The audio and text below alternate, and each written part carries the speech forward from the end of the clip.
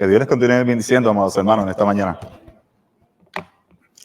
Para nosotros es un verdadero placer, a todos hermanos que de alguna u otra manera pues nos preparamos para traerle mensajes de edificación. Primeramente porque nos edificamos a nosotros mismos durante el desarrollo del mensaje, por supuesto, con la intención de que esa edificación nosotros podamos transmitirla. Y esa es prácticamente la petición que nosotros hacemos prácticamente cuando oramos, es que podamos transmitirla de esa manera que a lo mejor nosotros durante el proceso pues, aprendimos. Y esto no va a ser la excepción, así que vayamos al trono de Dios en oración. Padre Celestial, gracias una vez más porque de tantas y tantas bendiciones que usted nos ha provisto. Y yo creo que la más grande, Señor, es que usted nos ha, antes que nada, su infinitiva misericordia ha hecho, Señor, que a través de ese gran sacrificio de ofrecer a su Hijo Jesucristo, su unigénito Hijo, Padre Celestial, en rescate para cada uno de nosotros. Y en términos terrenales, Señor, el que usted simplemente nos haya dado esa oportunidad de reconocer esta verdad y que nos haya quitado el velo, Señor. En este momento, Señor, le pido de su inteligencia, de que utilice palabras, Padre, de edificación, esperanzadoras, Señor, basadas en lo que dicen sus sagradas escrituras, Padre amado. De la misma manera que este servidor fue edificado, Señor, usted ponga, señores, también ese mismo sentir para que los hermanos que estén aquí presentes, o los que en un futuro estarán viendo, Señor, a través de las redes sociales este mensaje, así puedan hacerlo. Y todos estos favores se nos pedimos en el santo nombre de Jesús. Amén.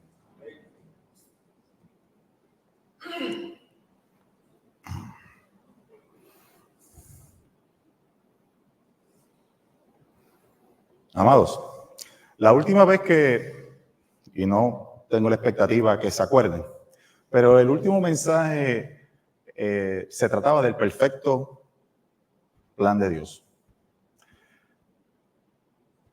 En aquel mensaje vimos a través de los ejemplos bíblicos que ocurrieron en el Viejo Testamento y que fueron señal para lo venidero a través del Nuevo Testamento. Vimos cómo el bautismo a través de el pueblo judío al atravesar el Mar Rojo. Vimos cómo el maná cayó del cielo, representado por el Jesucristo mismo que vino del cielo.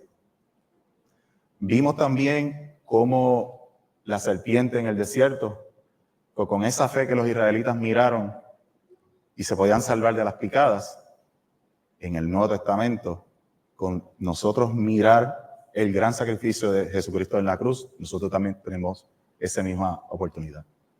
Y sin explicar todo lo que pasó en aquel momento, había un aspecto que no pude expandir, por así decirlo, porque aquel mensaje fue un poquito larguito y no quería extenderlo más. Y este vendría siendo como si fuera una segunda parte, como si fuera, pero es un mensaje independiente, por supuesto. Nosotros durante el camino de nuestra vida, todos y cada uno de nosotros atravesamos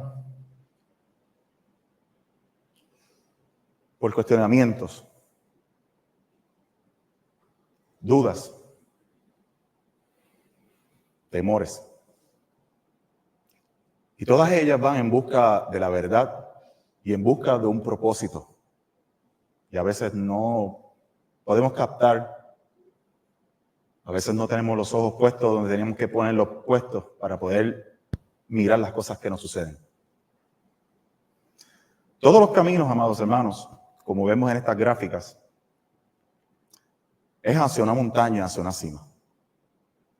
Nosotros reconocemos, antes de continuar, que la verdad absoluta le pertenece a nuestro Padre Celestial y a nuestro Señor Jesucristo. Sin embargo, cada uno de nosotros, a través del camino de ese sendero hacia la montaña, es distinto. Y a eso es que yo quiero hablarles hoy. Cada uno de nosotros tiene un camino para llegar a la verdad de Cristo. Una vez llegado a esa verdad se convierte en una verdad absoluta, no hay nada de subjetividad. Así que, como cada uno de nosotros tiene diferentes senderos, eso significa que también en la vida nosotros vamos a tener diferentes experiencias. Unas experiencias que nosotros podemos llamar gratas, otras no tan gratas. Y eso sí es subjetivo.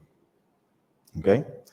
Cada camino a esa sendera es distinto, pero todos comparten, todos de nosotros, los que hemos dado ese paso de salvación, todos llegamos a un mismo destino. De igual manera, nuestras vivencias, nuestras luchas y nuestras alegrías nos han guiado hacia Jesús, que es la verdad. Se me viene a la mente un texto en Juan 14:6, todos los conocemos. Yo soy el camino, la verdad y la vida. Nadie viene al Padre sino por mí. Este texto nos recuerda que aunque nuestros caminos sean diversos, como nosotros independientes llegamos aquí, todos nos conducen a la misma verdad de Cristo. Y estoy siendo redundante, pero es a propósito. Todos y cada uno de nosotros hemos dado ese viaje y hemos llegado a lo que yo llamaría un denominador común, que es la verdad en Cristo. Hoy quisiera explorar, explicar y tratar de, en mi opinión, basado en los temas bíblicos, cómo nosotros y cada uno de nosotros dimos ese viaje. Pudiese ser aplicable a algunos, otros no. Pero en fin, cómo nosotros vemos que todas estas diferentes historias, cada uno de nosotros, somos parte de un plan perfecto. Así que yo he titulado este mensaje ahora. Este mensaje titulado Un camino, muchas historias, encontrando la verdad en Cristo. Y en resumidas cuentas, no es otra cosa que un viaje hacia la verdad. El hermano Luis, en su reflexión, mencionó cómo cada uno de nosotros tenemos diferentes dificultades, pero más sin embargo, estamos reunidos aquí en este local en Bayamón. Eso no significa que nosotros somos los únicos de parte del cuerpo. Todos aquellos que mediante esta misma fe en cualquier parte del mundo lo hace, nosotros somos parte de ese mismo cuerpo. Que nosotros participamos del pan y participamos de la copa, y aunque lo participamos, y en Arecibo, y en Loíza, y en Ceiba lo participan, nosotros participamos del mismo pan. ¿Ok? Teniendo eso en cuenta, vamos entonces a discutir rapidito lo que yo llamaría historias de éxito. Dios nos da caminos únicos, yo diría. En su infinita misericordia, Dios nos utiliza y nos guía por caminos que no necesariamente entendemos. En su mayoría de las veces nosotros no la entendemos. Pero sin embargo están diseñados, cada uno de ellos, están todos diseñados para que nosotros tengamos y lleguemos a la verdad. Y yo quisiera hablar del primer ejemplo, y lo hemos discutido, así que yo no voy a ser tan extensivo en este caso. En predicaciones pasadas, pues, sí lo he hecho. Y cuando habla de cada camino es único para cada uno de nosotros, quise traer estos tres por la manera en que ellos empezaron y la manera que ellos terminaron. Y uno puede ver en ellos una transformación, una evolución, un crecimiento, una madurez. Y se me viene a la mente en Éxodo, cuando hablamos del caso de Moisés. Esto se encuentra en Éxodo 3, del 1 al 10, en una predicación anterior. Fui un poquito más al detalle. No es otra cosa cuando el Padre Celestial, a través del ángel de Jehová, se le presenta a Moisés en el monte de Horeb, porque él era un pastor. Y allí se encuentra con la zarza que estaba ardiendo pero no se consumía.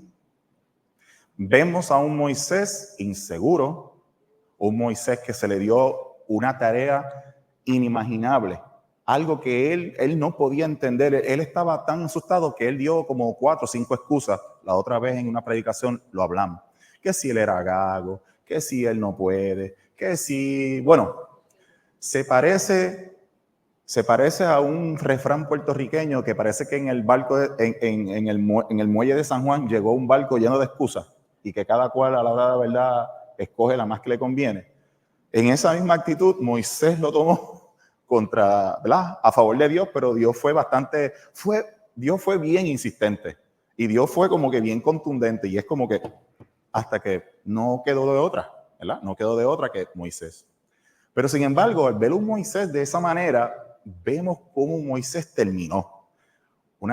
¿Verdad? Si lo venimos a ver, débil, flacucho, espiritualmente hablando, inseguro, lleno de temores, ansiedades, y al final vemos cómo Moisés, a través de el gran poder que no es que Moisés tenía, era la comunicación que tenía con Dios, y que Dios permitió hacer grandes cosas a través de él.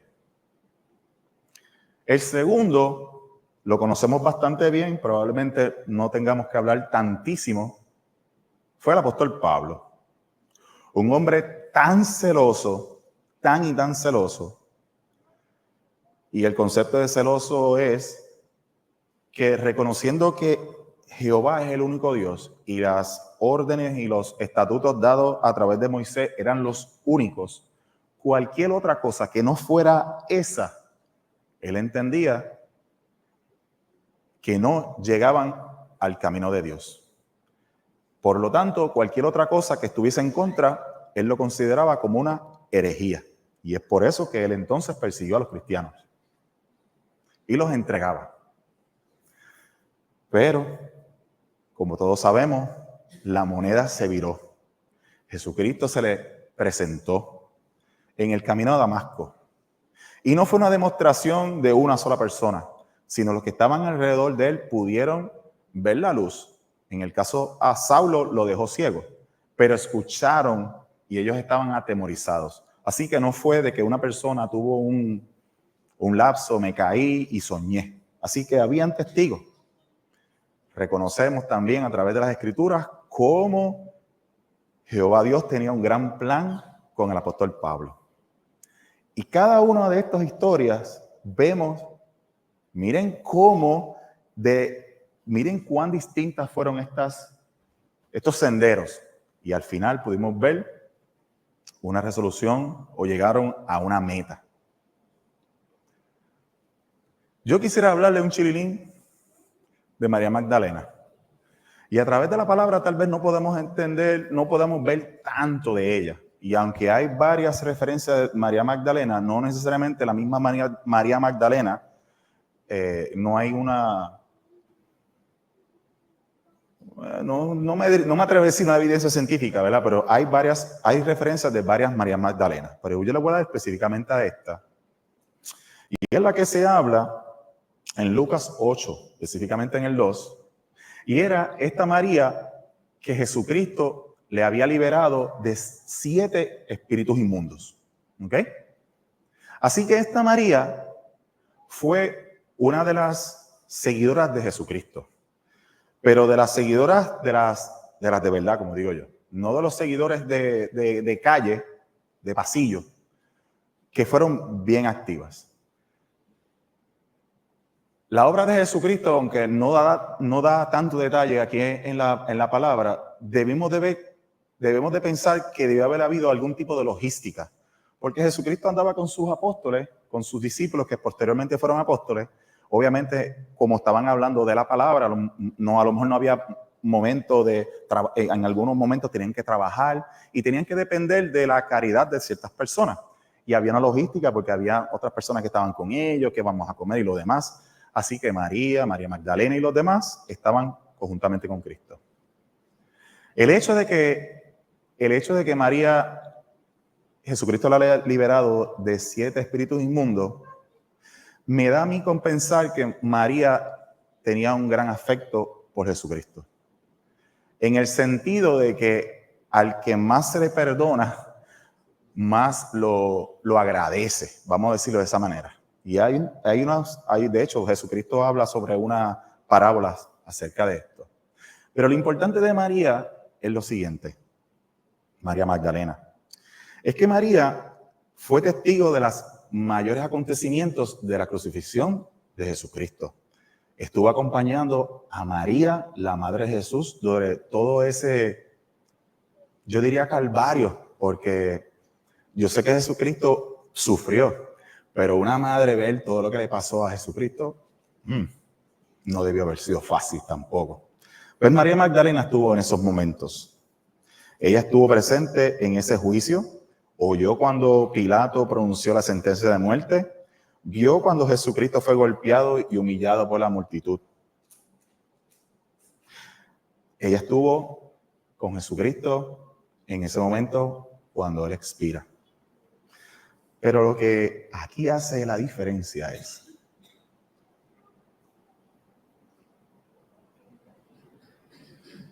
y esto es tema a lo mejor para otro estudio, que ella fue el primer testigo de la resurrección. Para nosotros a lo mejor es un detalle que pasa por desapercibido. En mi caso, no. Jesucristo pudo haberse presentado al apóstol Pedro y a cualquiera de los varones. Ella fue la primera testigo de la resurrección de Cristo. Así que, amados, cuando nosotros pensamos en todas estas cosas, vemos cómo ese viaje individual de cada uno de nosotros hasta llegar hasta aquí, hasta el camino de la verdad. Tal vez ese encuentro no fue fácil. Tal vez usted vino aquí y esto no es motivo de juzgar y eso no es el propósito de esto. Solamente es enfatizar las diferencias de camino.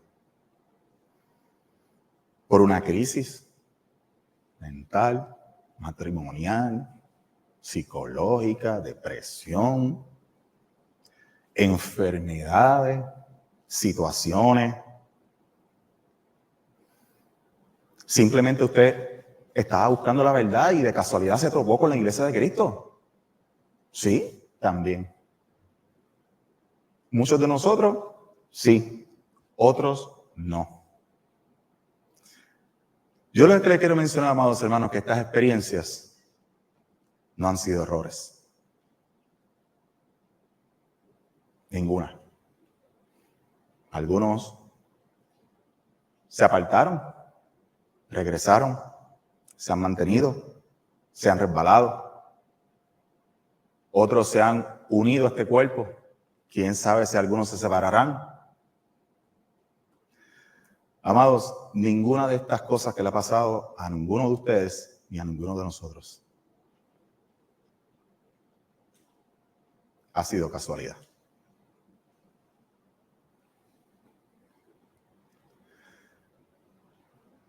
Estas historias, Dios las utiliza para su propósito. Dios no desperdicia ninguna de esas luchas que hemos tenido, ni cómo nosotros hemos enfrentado y conquistado esos desafíos. Ninguna de ellas, ninguna. Al igual que transformó las vidas de Moisés, de Pablo y de María Magdalena, también utiliza historias en cada uno de nosotros para cumplir con su propósito. Se me vienen a la mente dos textos importantes y va a haber un tercero más adelante. Y todos nosotros lo conocemos. Sin embargo, cuando tenemos un contexto mayor y leemos la palabra, le hace más sentido todavía cuando la leemos. Es por eso que cada vez que uno lee un texto y pasa cierto tiempo y lo volvemos a leer, es que nosotros hemos madurado, hemos tenido problemas, hemos tenido fracasos, hemos tenido éxitos. Y cuando lo leemos nos hace aún más sentido. Después de yo haber explicado estos tres ejemplos, y cada uno de ustedes pensando en su propio viaje, vemos cómo este pasaje de Romanos sigue siendo tan efectivo en cada uno de nosotros. Sabemos que Dios, y esta es en la versión Reina Valera, pero la contemporánea, sabemos que Dios dispone todas las cosas para el bien de quienes lo aman, los que han sido llamados de acuerdo a su propósito. No hay casualidades, amados hermanos. Para nada los hay. El otro texto que se me viene a la mente es el siguiente. Yo diría que hasta cierta manera es paralelo. Y es Jeremías 29:11.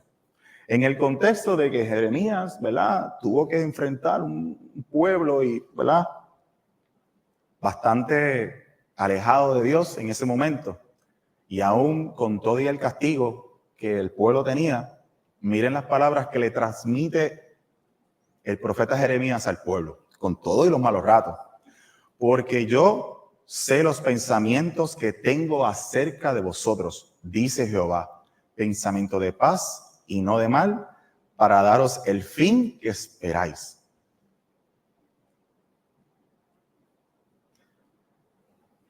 Cada uno de nuestras historias están siendo parte de un gran plan. De la manera que yo les puedo explicar, porque a lo mejor lo he repetido ya como 4 veces y no hace sentido, les voy a dar un ejemplo. Si ustedes cogen una pieza de un rompecabezas que tiene 500 piezas, hoy usted ve esa piececita y no hace sentido para nada. Una curvita, no sabe dónde encaja, ni nada. Sin embargo, cuando pasa el tiempo y usted se empeña y usted termina su rompecabezas, al final usted puede ver que esa piecita chiquita sí tenía parte de ese diseño que se hizo. Esa es la mejor manera que yo lo puedo explicar de estas experiencias que nosotros individualmente hemos pasado para llegar a este camino. Y no lo vea, vamos a expandir la mente, no lo vea en que no solo va a tener una transformación personal en usted, lo tenemos que ver de que cada una de esas historias en colectivo va a formar el cuerpo de Cristo. Y que esas experiencias nos dan a nosotros, como estaba orando nuestro hermano Billy, en el sentido de que le pidamos a Dios de que todas estas cosas que hemos tenido, que nos dé las palabras necesarias para que esas personas que todavía están buscando, nosotros podamos transmitirle con esa misma manera que pasarle a ellos y demostrarle a ellos cómo eso transformó nuestras vidas. Así de importante es todas las vivencias que hemos tenido cada uno de nosotros en colectivo. ¿Por qué? Porque eso va a fortalecer el cuerpo de Cristo.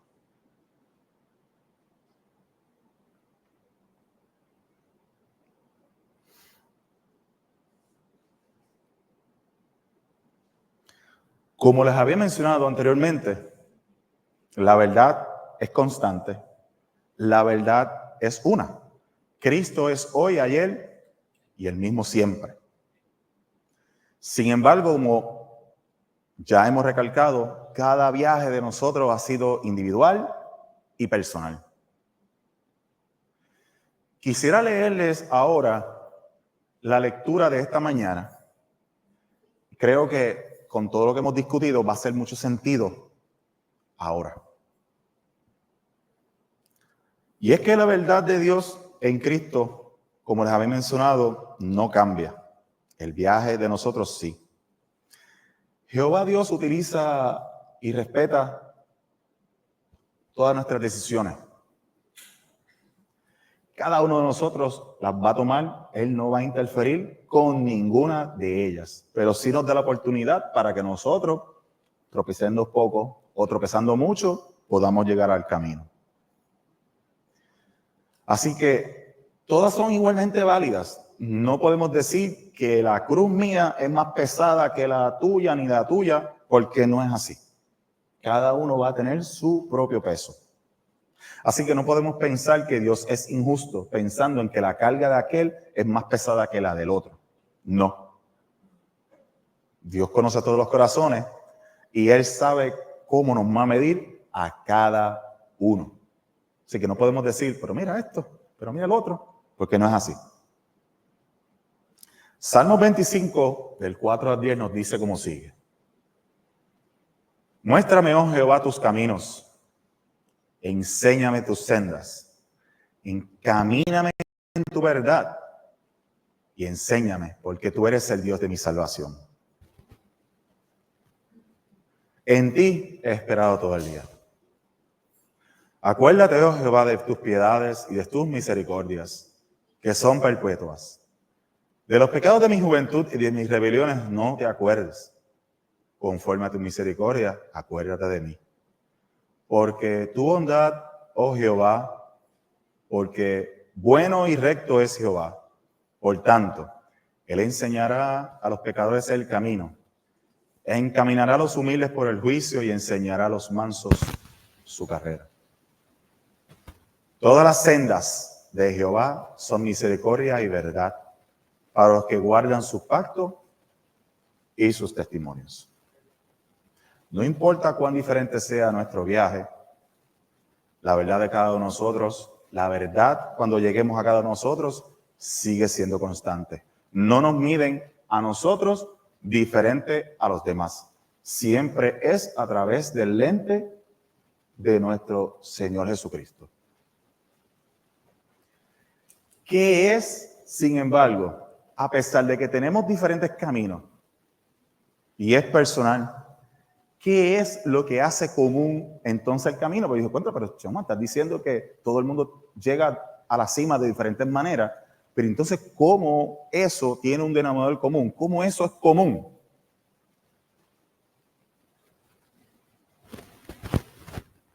Por esto. Porque a través de ese camino, a nosotros nos corrigen y utilizan la misma vara, la palabra. La palabra es la cual nosotros nos corregimos a través de ella. En cada uno de nuestros pasos, Dios actúa como maestro. Si miramos nuevamente, me llama la atención esto. Es más, lo voy a leer para no tener que virarlo. Muéstrame, oh Jehová, tus caminos, enséñame tus sendas. Cuando leemos eso, vemos el tono del escritor en reconocer que la propia opinión de él no es suficiente y le pide a Jehová, muéstrame el camino, enséñame el camino. Encamíname en tu verdad y enséñame. El entrelínea de eso es, encamíname en tu verdad y enséñame. Es una manera de decir, yo me puedo equivocar, dame el jalón de oreja que necesito para que tú me lleves ahí. Escuchen, encamíname a tu verdad y enséñame. Cuando el muchacho está haciendo las cosas que no son y tú coges y lo encaminas, tú lo encaminas, ¿verdad que tú lo encaminas dándole un jaloncito? Miren cómo el tono del salmista prácticamente le está diciendo, regáñame, ponme donde yo tengo que estar. ¿Qué clase de corazón hay que tener para uno estar en ese tono, en esa frecuencia? Porque eres el Dios de mi salvación. Encamina a los humildes. Y aquí quiero hacer un alto. ¿Por qué? Porque si tú no reconoces la corrección de Jehová, no vas a llegar a ningún lado. Así que el salmista lo que está profesando, lo que está diciendo es que a pesar de todo, no recalca en que su opinión no es la que es, sino que es la del Padre. Y que lo deje, que permita que la corrección entre en él. Y esa es la actitud que prácticamente debemos de tener nosotros para que la palabra pueda ser efectiva, para que pueda tener fruto en nosotros. No importa de dónde vengamos, ni los errores que hayamos cometido en el pasado, Dios está dispuesto a mostrarnos el camino de su verdad si se lo pedimos, de la misma actitud que tuvo el salmista. Dios está dispuesto a mostrarnos su camino si se lo pedimos. El salmista también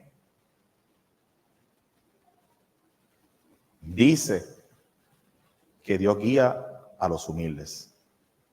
Nuestras vivencias a veces nos pueden llenar de orgullo o de dolor.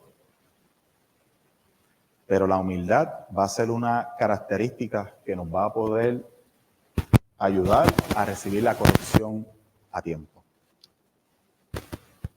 Aunque el camino de la verdad es complejo, Dios siempre es fiel. Dios siempre es fiel.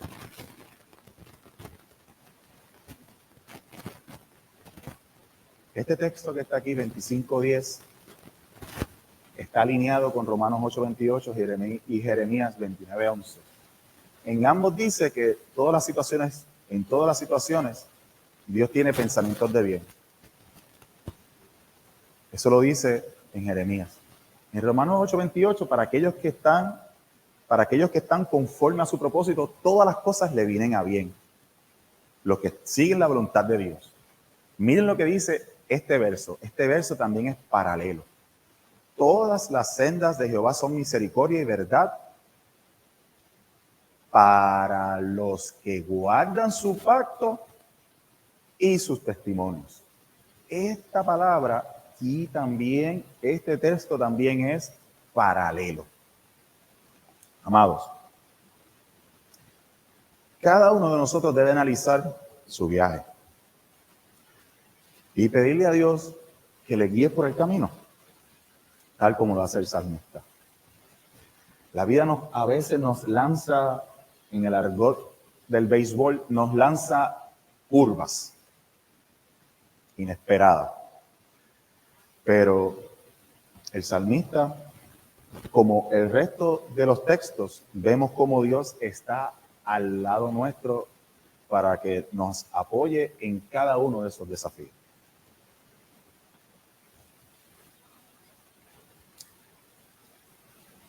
Aunque nuestros caminos sean diferentes, la constante es la guía amorosa de Dios.